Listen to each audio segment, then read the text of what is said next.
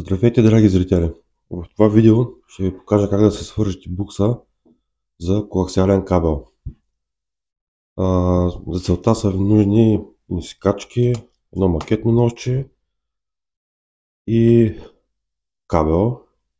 И един от основните компоненти е ето този конектор, който се казва F-конектор, който като се свърже към кабела, позволява монтирането на допълнителни аксесуари и компоненти,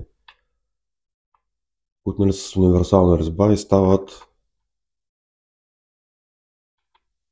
за свързване с този конектор. Ето това е вашия кабел с макетното ножче. Значи някъде ето е тази дължина. Оголвате, срязвате изолацията.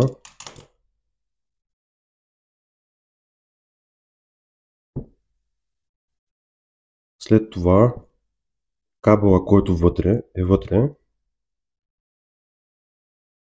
го навивате ето е така, а този станьол него може да го махнете. Кабела, оплетката дето я навивате ето е така.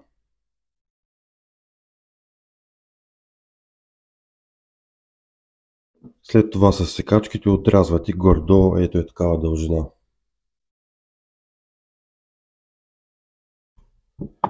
Така, това нещо го забръщате настрани и с макетното ножче горе-долу на ето е това разстояние оголвате или махате другата изолация. Имате е това. След това вземате в конектора, който вътре има резьба, която е на винт. Слагате го, гледате изолацията хубаво да влезе в това, с малко търпение и просто навивате.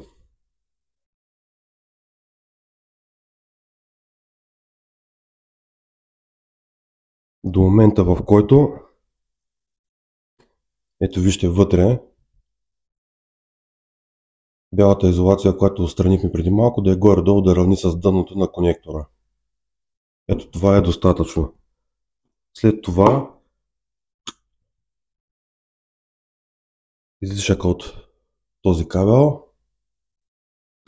горе-долу ето е такава дължина и вече имате готова връзка с F-конектор, която може да свържете, ето е тази да речем букса.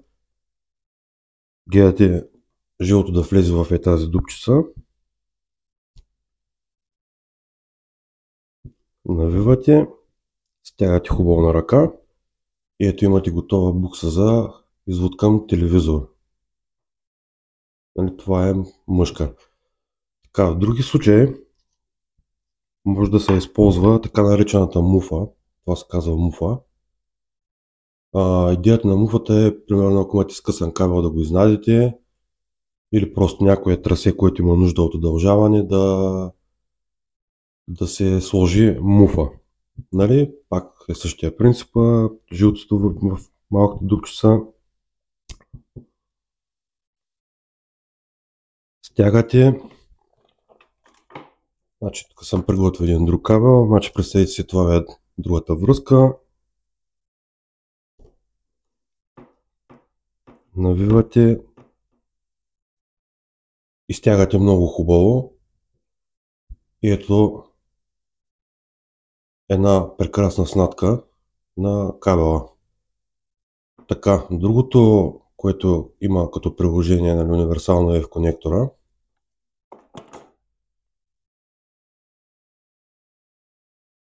е, че може да се свързва към сплитер, нали, за кабелна телевизия.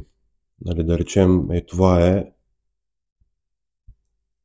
изхода, това е входа, горе-долу това би трябвало да ви изглежда с глобката, ако искате да направите разклонение от един към два приемника. като задължително да спазвате. На самия сплитер има вход in, т.е. от тук видва сигнала, out е изхода, от тук, от тези изводи заминава към другите приемници. Другото, което е важно да се спомене, когато правите такива връзки, нали, използвате сплитер, е сплитера има работна честота, която трябва да съблюдавате с цел такава, че ако сплитера ви не е с подходяща честота, може да няма никакъв сигнал до приемниците или да има само няколко канала, да речем, повечето случаи аналогови. Затова е хубаво да видите, нали, сплитера ви от доставчика, нали, който ви е на кабелната телевизия, какви сплитери, нали, на какъв честотен обхват. Нали, този от 5 до 1000. Има и други, нали, на други честоти, но както казвам, това е, трябва да го съгласувате с доставчика ви да ви каже горе-долу, нали, на каква честота и вие си купите нужния. Такива сплитери има, нали, с изходи, има с 2 изхода и с 3 изхода. Нали, е в конекторчето, свързвате си го, хубаво е да се лови, нали, с изолират бант, нали, ако е на открито. Още по-хубаво става с термосваема шлавка, обаче тук не говорим за обикновената термосваема шлавка, ами има една специална, която е, освен че е термосваема, вътре има лепило. Като тук ще ви покажа, да речем, ето една връзка, представете си тук кабела, да речем, е скъсан и вие сте го снадили, нали, с посредством муфа. Отрязвате едно парче от шлавката, около 10-12 см.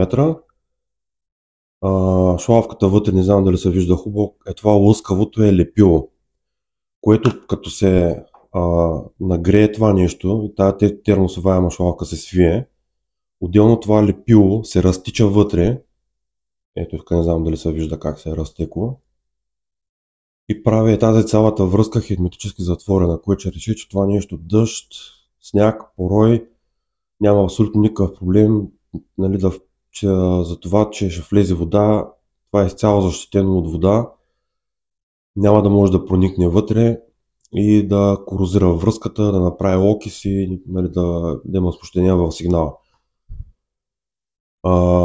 Също може да го използвате и тук, като навиете конектора, нали, да сложите едно парченце шлавка, нали, малко по-късичко и с пистолет за горещ въздух да го нагреете.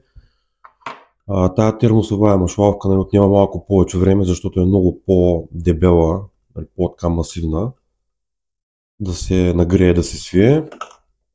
Размера, който ви трябва е този 12 на 3.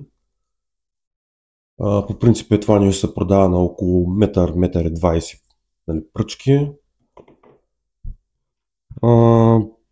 Друго не се сещам, освен това има и разни конектори, които са за, примерно, чинчове. Има го вариант за ето такъв конектор, но женски, така не малко са, но вече зависи от какво приложение, каква цел имате. Това е за свързването на букса за коаксиален кабел. Всичко, което съм използвал в видеото, ще го добавя като линкове в описанието, където може да си купите тези неща. Това е. Ай, чао!